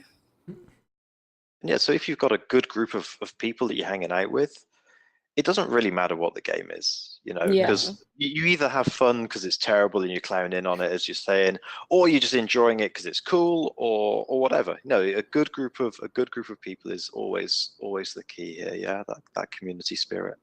Yeah. Yeah, I mean, I think that nothing speaks truer to that in my streams than like my bad game nights, because I intentionally find the worst games I can possibly find. And if the chat wasn't involved, you know, it wouldn't be nearly as fun as it is when everyone's kind of laughing at the game and making jokes at the game. And at the end of the day, that's what games are for. You know what I mean? It's like, and I think my theory behind that is that there's no such thing as a bad game, because any kind of game can bring enjoyment if you're with the right people. And I think that's where the community comes in. And it's like, when you're playing a game that it can be the worst game, the worst reviewed game, but if you have the right chat and everyone's laughing and having a great time, it's great. It really is. Yeah. Although I think I've played some bad games before, especially with, I can't remember which ones have we played that are really bad, Melon. We played some. Division. No. Talk about bad games, Melon, not great games. Oh, Melon and I we played Dauntless, the closed beta or closed alpha, wherever it was, ages ago, and that game was so bad, but we had such a lot of we were laughing so much playing it, and it had promise, so it wasn't like that was a problem. But like there were these giant beasts and they flew off at like 4 frames per second, and like it was just constantly just crashing, things appearing, and we had a lot of fun. But I find sometimes if I'm playing a game that's really bad, and I know it's bad, I just get frustrated, and I don't think that is good for me to pass pass on. Has anyone else here experienced the frustration that comes with FPS creator is not working? No, that's me. There's a lot of like shitty indie games that use FPS creator. And boy, is that an awful platform to make anything on. But, if you have the patience to get through those shitty games, you can have a lot of fun. Wasn't The Division made on FPS creator? Division was made by angels. It was such a great game. Made on a pile of shit. Made on high. Next question. Such a good game. I love Division. Well, it's a fun game. It's a different game. It's not a game you play for the story. It's special. It's one of those games you play just for grinding loot, if you like that. Anyway, why do I justify myself every stream of this Division? What do you find as best to regulate eating, drinking, both with short streams and long streams, and 12 or 24-hour streams? What food, what drinks, and when? Oof. Nutritionally dense foods. What I mean by that is a lot of people will disagree with me, but from what I know, which is not a lot, from what I know, a calorie is a calorie. It is a unit of measurement, so it is neutral. So you can get the same amount of calories from like a quarter donut as you can from a whole orange. However, a whole orange has more nutrients and it will keep you going longer. So like keep stuff like that in mind. Also, please don't eat on your mic. Please. Please. I've seen people say that they do social eating streams. And you know what? That's cool. But please do that on social eating. And this is just my own pet peeve. If you crunch or slurp or smack on your mic, I'm leaving instantly. I cannot handle that shit. So. And sorry, just to add to this, the better the mic, the more perfectly it picks up those slurping noises, the quicker I'm leaving. You get all of the mouth noises. And I get it. I get it. That's ASMR for some people, but take it to ASMR, okay? Yeah. We've got a new person, Jay. I think in the chat says ASMR. Yes. I try to mute. I mute myself and turn myself. I don't like if I'm having a drink or I'm eating. Well, I don't eat on stream. In fact, streaming is quite good for losing weight because I never eat on stream because I hate it. But I'll mute myself. I mean, I don't mind if it's water, I'll do it. But if I'm drinking, because I get a bit lazy when it comes to if I'm drinking Coke, I just drink it from the bottle. I think it just looks really kind of classless to drink it on stream from the bottle. So I kind of mute myself, and I've got a great button on my stream deck that just turns off the mic, turns off the cam. Mellum. Yeah, it's water. It's fine. Thanks. Can you slurp that, Mellum? Yeah, there we go. Oh no. That was moist.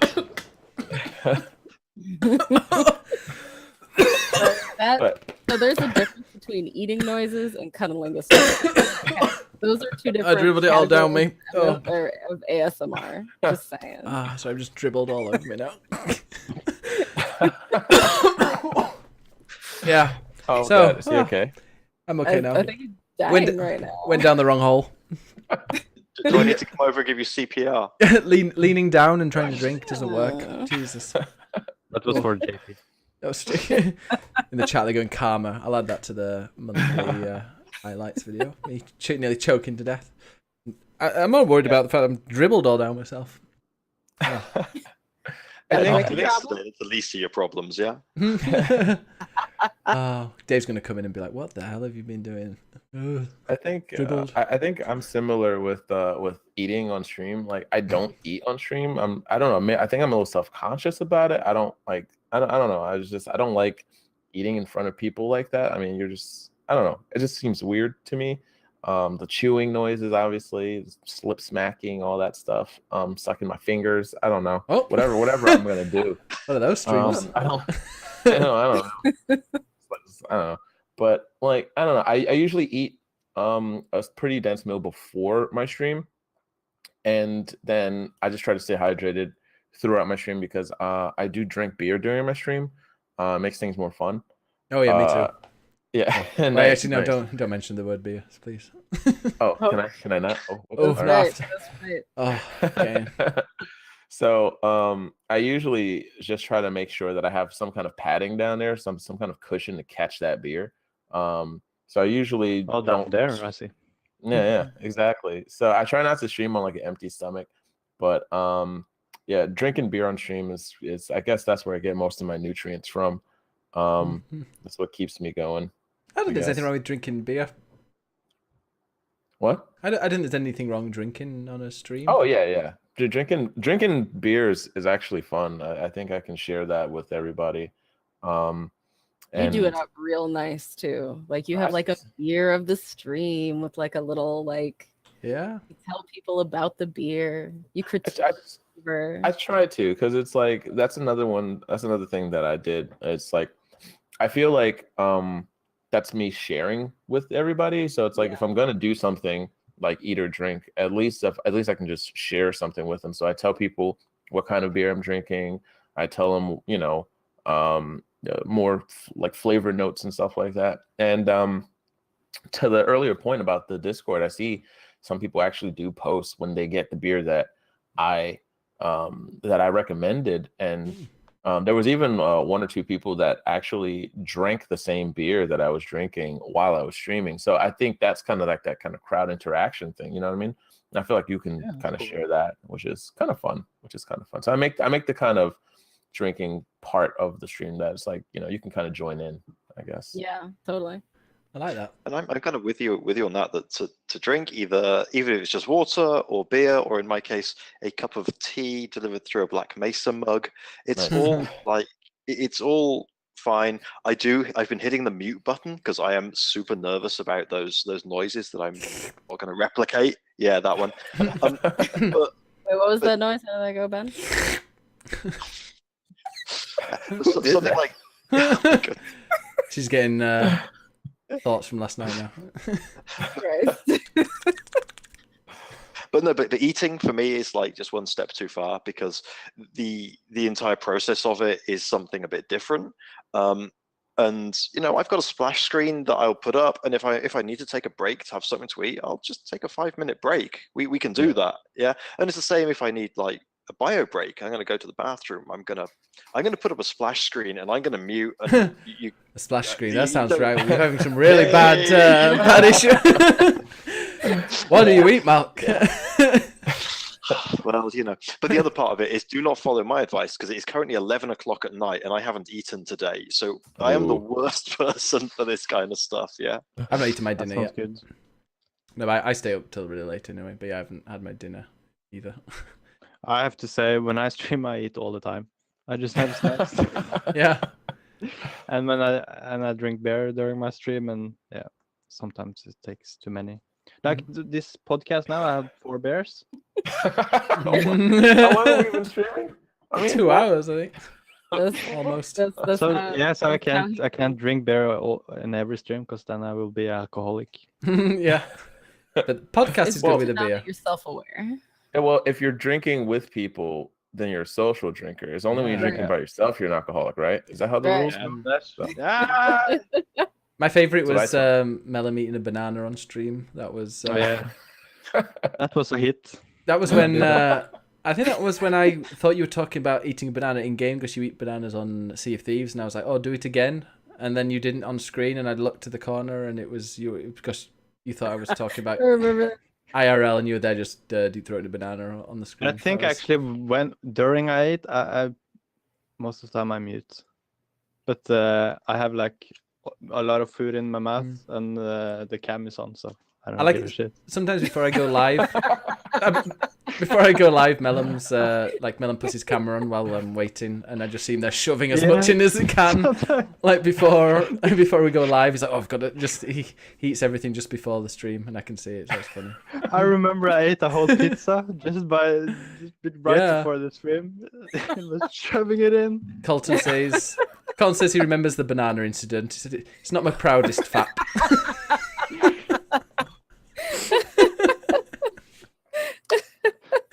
Brilliant. Love it. All right. Well, we did the 24-hour stream, didn't we, Melon? I don't think I ate on stream. Maybe. No, I think I turned my cam off when I was eating because I obviously have to eat in 24 hours. I distinctly remember you eating chocolate and oranges. Chocolate and oranges. I ate orange and bananas. Bananas. Oh. Yeah. Yeah. Banana. So there have been multiple banana-related incidences on this. No, I remember that stream. Maybe I was just eating the whole stream, and you were turning your cam off all the time. When I was eating, and also I remember saving. I was like, I'm gonna save caffeine for like the last 3 hours, and so I did that. But like when the stream finished at the end, I was like, oh, I could drink more. I've still got loads of energy. Yeah. Yeah, but it's like I should have done. I think next time I do, because I'll do one in January, won't we, Melon? And in January, when we do it, I'm gonna have caffeine the last 6 hours, not the last 3, because I think the Coke I was drinking, I could have. It could have pushed me off for a lot longer. I was really flagging after like 14, 15 hours, and I think I could have started a little bit earlier with some caffeine to help me. Yeah, y'all are crazy with that 24-hour shit. I can barely handle 6 right now, and I have to like push myself. I don't recommend it. It's really bad. I hate it. Yeah, I think the longest I've ever done was an 8-hour stream. And that was a little rough towards like the 7th hour, I guess. Like 7th hour is when it gets like just you can see the finish line, but it gets a little rough. But I also like I said, I don't eat on stream, so I'll forget to eat. I get so involved in the stream, right? And it's just like maybe that was the reason why I felt so drained after it because I didn't eat for like more than 8 hours. It was just like those are intense. Those are intense. Yeah, I did a 12-hour one last weekend, and like the last hour was really tough. But 12's fine. I think when I stream, I try and do at least 4 hours. But yeah, just drink water, as they say, and make sure you have some snacks, and just if you're hungry. And try to move your ass from your chair like once a couple of hours, because have some problem. When are we next doing the Fortnite forfeit, Melon? What's that? You know where we? Is that the dance thing? Yeah. We're done with that. Forever. Never play that again. I'll find someone else to dance with me. We'll do it in January when we do our 24-hour stream. Yeah, we have to. That was a really good idea because like every hour we did that dance thing, and so we had to get up from a chair and move around. Yeah. That really helped. But there was a point where, because it was, if we finished in the top 5 duos, then we didn't have to do it. And it, like halfway, it'll be wins next time then. Yeah, it should be wins, because in the middle of the stream we just kept winning all our games. Like, oh, this isn't meant. We meant to like have it as a forfeit and actually like give us an excuse to move ourselves. But we were just so like, oh, I don't want to dance, and then we won like a couple of them. Did we drink during that stream? No, I don't think we did. No. Sounds like a good idea. Yeah, drinking during a 24-hour stream is probably a really bad idea. Last couple of hours, maybe. Yeah, I think it was a 12-hour stream. I started drinking quite early, and I drank maybe 4 or 5 beers.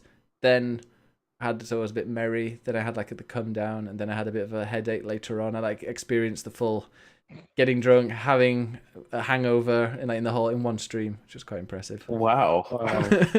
Congratulations for that. And then went to bed fresh. That's like achievement. Yeah, then I went to bed so fresh, woke up next morning fine, no problem. Wow, that's great.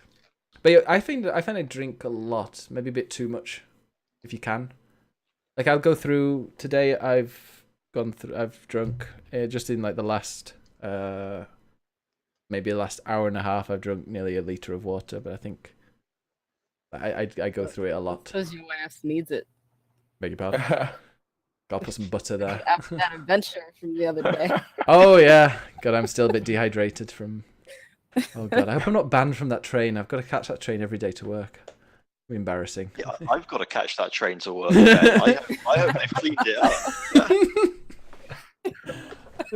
but yeah, watch out for the drinking too much water, because I've got into the habit now. It's starting to be summer of like I'm going through a lot of water, and you know, as we all know, every good input becomes a good output, and you do end up like actually having to take that into account, that if you're going to stream, you don't want to have a massive amount of interruptions, which I've started to suffer with a little bit recently. Yesterday, quite a lot. Yeah, and I was getting a little bit uncomfortable. Just like, bring an extra flask. That's what Melon does.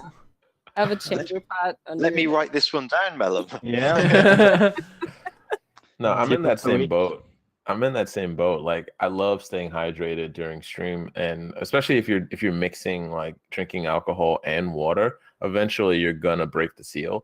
And once you do, it's just like it can turn into like, you know, a bathroom break every 45 minutes, every hour or something like that. And if you're doing a longer stream, they do kind of like segment your stream, unless you can go really quick and come back, then it kind of adds up. So it is that weird thing. It's like you don't want to dehydrate yourself on stream, because you want to maintain a healthy body, you know, but then it's like, you know, you also don't want to spend, you know, an hour in the bathroom with a splash screen, and it's like, you know, there's that balance. But it's like at the end of the day, I think everyone knows you're human, so they'll forgive you to a certain point, like, and that's just for anyone who does stream. But staying hydrated, I think, is the most important thing. So never forfeit that for just not having to get up during your stream, because your health is way more important, I think. So I'm with you there, Milk. Fine, let's do a final question. Right now. do a final... Yeah, everyone's gone now to the bathroom. Let's do a final question then. We can save a couple of extra ones. How do you talk to yourself and entertain yourself in chat when no one's talking? Because they say when people come into a chat, it's like the first 15 seconds is the key. Do you find that? Because I mean, when I watch people's streams who I'm maybe interested in, I'll watch it a little bit, but I'll say hello. Like, for me, if I say hello and they don't respond for minutes, I'm like, oh, all right, see you later. Like, I will go. So as long as you're keeping an eye on your chat, I would say. I just automatically just says, "Hey, how are you?" Like every time I see a new name. And that's See, there's that. You have that like Norwegian like bounce to your voice when you say, "Hey, how are you?" and that's charming in and of itself. Oh, yeah? So it's like, oh, he's got that and the mustache. Let me just hang on. What's going on here? Winning. Norwegian bounce. I like that. Is that a musical genre? Yeah. I think I want to get some Norwegian bounce. Yeah, all up in here. Flighty just sounds really pissed off when someone comes in. Oh, hey, sup? Oh, cool. No, yeah, go for it. Yeah. All right. Yeah, I talk to myself a lot, but I do in real life anyway, so that kind of works out. And it's just I don't ever really talk about any one thing. Sometimes the game will remind me of something random, and I'll just talk about that random thing. So I just kind of just keep the dialogue going with myself. And then, you know, I don't try too hard in terms of like trying to just talk about the game. It's really like there's a lot of times I've been playing a game and I get way off topic, and we'll talk about anything from like astrology to like ass butter, and it's just like, you know, it's just, that's when I join the stream. Yeah. And it's like, Flighty, what are you doing here? I love when people when we're having a deep conversation about Flighty about something filthy, and then people wander in and they're like, "Hey, oh, what's this about?" Oh, yeah, that's how I keep them. Like they'll come into the chat and we'll be talking about ancient brass dildos, and they'll be like, "What?" It's Matt have a girl. It's like an ear perk. Mm-hmm. Yeah. No, those are I guess the main things. Also, Flighty, you have cats, so your cats are pretty cool. I have two stream mascots, and my viewers actually very kindly paid for a cat cam and a cat bed, so like they can always keep an eye on their favorite mascots. Yeah. Yeah. So. But, like I remember one time, I think I even clipped it. Like I think one of your cats, I think it was the gray one or the black one, like literally. Yeah, Grendo actually reached into the frame and like grabbed at your face. Yeah. It was just- I wasn't here. really just took That- over the whole stream. Didn't that happen on the first Twitch Play podcast? You were it just kind of a paw appeared from the side and just tapped you on the shoulder. I'm convinced that at least 80% of my viewers are here for the cat cam, which is perfectly like I understand that. I get it. I succumb to it. It's perfectly fine. Brilliant. Yeah, cat cams are pretty awesome. I like that. I think you just practice talk to yourself in public. You know, narrate yourself when you're talking, when you're walking around. Yeah, just when explain walking what down you're the doing. street. Yeah, when you're urinating in the alley. Yeah, I'm walking here. I'm gonna vomit on this because I can't quite make it to a toilet. So I'm. Splash screen. Yeah, we know. Yeah, We know. yeah, exactly. Yeah. But no, so because I like the indie games and the strategy games, it's especially indie games are a bit more like a bit weird sometimes, and maybe they don't have the same polish, and so it's quite easy to talk about your experience with the game. Now, when someone comes into the channel and you start to talk, then the conversation goes anywhere. Yeah, and that's a separate thing. Yeah, but just that first kind of thing, particularly as I'm still in that process of like building up, you know, who I am as a streamer, what kind of a thing I do. Just talking about the games themselves is fine, but there's only so much of like, now I'm going to figure out what this character's going to do, and it does become a bit repetitive. So I'm trying to figure out how to continue to talk about the game before other people turn up and join in the chat without becoming repetitive. And there's a guy, a streamer called Northern Lion. He's quite big. You might have heard of him or not, and he's really good at it. And I've been kind of watching how he does it, where he explains his decision-making process without constant repetition, because that's a skill, and that's a skill that I'm trying to develop right now. Yeah, watching streamers whose jib you like the cut of, and like imitating them, I don't think there's anything wrong with that. I think if somebody has a good formula that you enjoy, definitely like take inspiration from that. It's a Yeah. compliment. Great artists borrow, Yeah. wonderful ones steal. Yeah, I know. Yeah. Brilliant. Yeah, no, I'm pretty much every single thing on my stream is borrowed, lifted from somewhere else. Even my sound effects, like half the sound effects are actually from a talk radio host. Do you know Nick Abbott, Mark? Nope. No, he was like I used to listen to him a lot when I was a kid. Now he's on LBC. He's quite a big one, but he used to just do these comedy. In fact, actually, his intro was "The Beautiful People" by Marilyn Manson. That's where I got it from. And like half the sound effects. It's one reason why I'm really desperate to find this. There's a Cartman one where he goes wet, and I really want to use that like when somebody does something stupid. So I really I'm looking for that. But there's like a few of the like the Spice Girls one with the burp at the end. Like that's from him, and so many things I've taken from other streamers, and it is a compliment. Go and watch them. I think while I do think that is a compliment, I think you should be careful about stuff like that also. For example, when I make my videos for YouTube, particularly my clip compilations for the month, the intros so far are stolen wholesale from It's Always Sunny in Philadelphia. Like it has a very distinct opening, and it has all the right comedy beats that I'm going for. But the only reason I stole it wholesale is because I did research and I realized that the song that they use is not open source, open domain, free domain. It's not royalty free. It's so old that there's no copyright on it anymore. Public domain, I guess. Public domain. Thank you so much. Yeah. So I did research and I discovered that, so it was okay for me to do that. The opening, like its comedy beats are very familiar, but you can't copyright comedy beats. So that was safe for me to borrow. But definitely be careful and kind of do research before you kind of take things wholesale. I think it's important to know the difference between getting inspiration and just straight up taking something.